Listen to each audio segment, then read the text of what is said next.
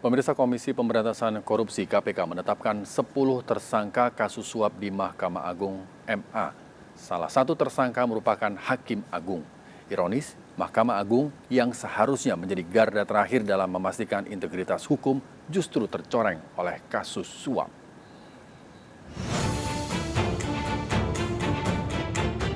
Pengungkapan kasus korupsi kembali mengejutkan publik.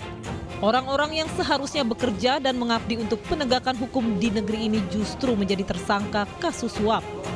5 orang PNS di Mahkamah Agung dan 1 orang Hakim Agung Sudrajat Dimyati menjadi tersangka kasus suap.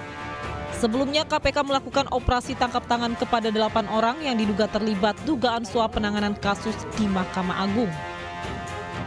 Dari hasil pendalaman kasus, KPK akhirnya menetapkan 10 orang tersangka.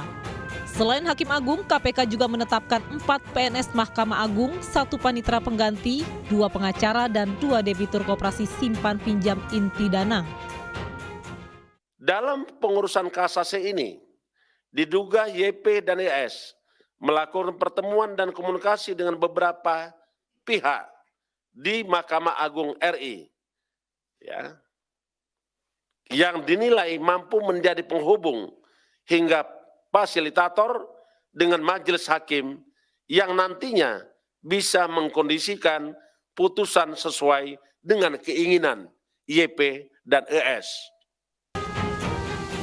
Selain itu, KPK juga menyita uang tunai sebesar $205.000 Singapura dan 50 juta rupiah.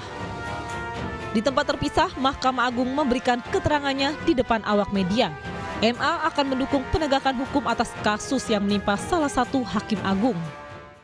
Sehubungan dengan penetapan tersangka dan pemanggilan salah seorang Hakim Agung, Bapak Sudrajat Dimyati, bagi Mahkamah Agung bersikap kooperatif dan menyerahkan kepada mekanisme proses hukum yang menjadi kewenangan KPK.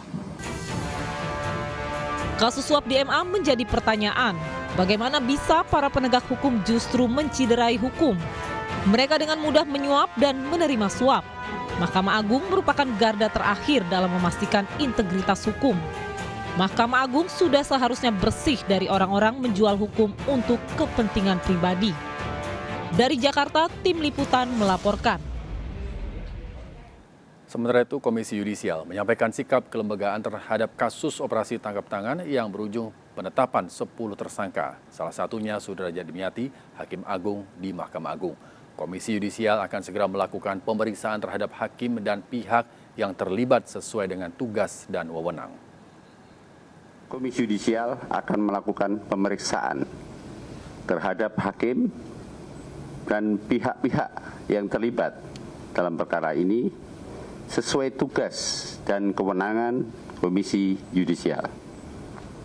Dan keempat, Komisi Yudisial mendukung Komisi Pemberantasan Korupsi